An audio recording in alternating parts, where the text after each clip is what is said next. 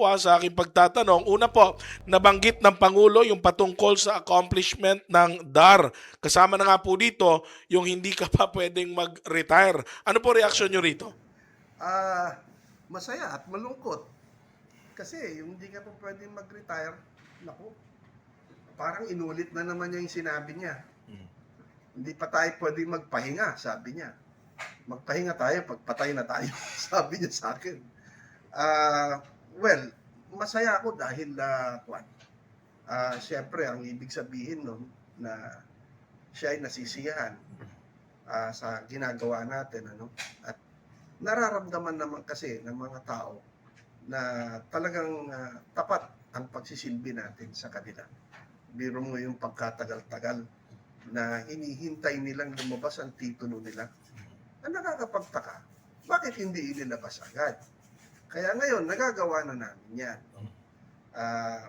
Madali na natin ilabas ngayon ang mga titulo. In fact, pilitin nga namin next year, tapos na lahat na ilabas na eh. At tama yun. At binura na niya. Ang ating Pangulong mismo ang may gusto na burahin na lahat ng utang ng mga magsasaka patungkol dun sa lupa na naibigay sa kanila. Sek, patapos na, sabi mo, may babahagi. Saan papunta ang DAR, sir? Pag natapos na yan, madidissolve ba? Ano O mangyayari? hindi ba di-dissolve yan? Over my dead sexy body. Pero marami pa kasing trabaho. Di ba nabanggit ng ating mahal na Pangulo? Pamigay na yan. Hindi pa tapos. Kailangan tuloy-tuloy tayo magbigay ng support services sa mga agrarian reform beneficiaries. Katulad halimbawa, kailangan natin silang bigyan ng credit assistance. Kasi kung lupa lang ibibigay mo, ano mangyayari dyan? Kailangan natin silang bigyan ng pagkakataon na matuto ng mga bagong teknolohiya at pagkatapos bigyan din natin sila ng mga farm machineries and equipment. And then, para maibenta nila at kumita sila, no? Maibenta nila ang kanilang ani, ang kanilang alagang hayop at kumita sila, ay kailangan ng daan, kailangan ng tulay. Kaya yan ang sabi ng ating mahal na Pangulo. Siguro ang magiging direksyon ng DAR, since napakarami ang agrarian reform beneficiaries na kailangan natin tulungan, baka DAR might evolve into Department of Rural Development. Baka ganun ang labas niya. Ngunit, yung aming trabaho ay hindi pa tapos at matagal pa bago matapos. Sir, yung pamamahagi, you're positive na matatapos nyo yan before the president's term end? Oh yes, of course, you bet. Oo. Ako'y nakahandang makipagpustahan na matatapos natin yan. Kasi ang daming tumutulong sa atin eh. Tumutulong sa atin ang Kongreso, tumutulong ang Senado, pati na ang iba't ibang ahensya na involved. Katulad halimbawa ng Land Registration Authority. Napakagaling ng kanilang head dyan na si Administrator Jerry Sirius.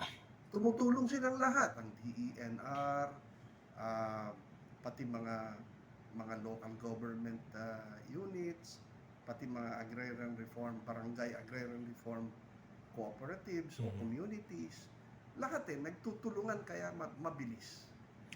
Sir, kadalasan ilang administrasyon na laman lagi ng placards ng mga militante, agrarian reform, ipamahagi ang lupa.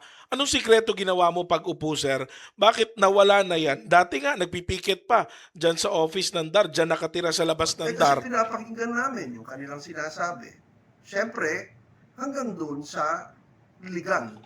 Hanggang pinag-uusapan natin na solusyon ay legal, agad-agad gagawin namin. Pero kung may problema tayo, no? Ayan, hindi namin ma-actionan agad yan. No? At saka pag nandito sila, nagrarally sila dyan sa harap, kinakausap natin. Binibigyan natin ng pansin.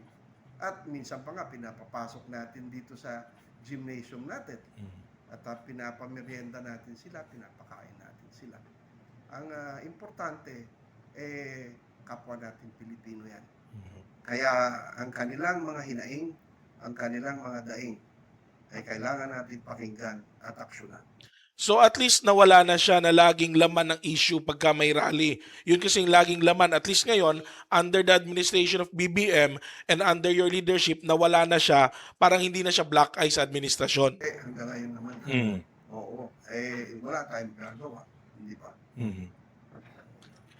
Sir, lastly sa Davao, very active yung pagpunta nyo, bumibisita kayo. How do you strike the balance? Yung iba kasi parang ayaw bumisita ng Davao dahil sa political conflict. Pero kayo, tuloy-tuloy, walang nagbago sa inyong activities. Hindi naman away kahit kanino eh. Bakit ko uubusin ang panahon ko sa pakikipag-away? Hindi ba? Alam mo, pag nakikipagbangayan ka lagi, may stress ka lang. Imbis na gwapo ka, di papangit ka pa. Di ba? Kaya pangiti-ngiti na lang ako. Ayaw ko makipag-away kahit kanino. Eka nga ni Michael Jackson, I'm not a fighter. I'm a lover. Maraming salamat po, Secretary Conrad Estrella. Bagamat maiksi yung panahon, at least nabigyan tayo ng time na makapanayam ang kalihim ng Department of Agrarian Reform dito po sa ating programang Serbisyo Publiko sa 96.7 News Radio Davao del Sur. Standby, balik na pag umas pipila ka mapainom.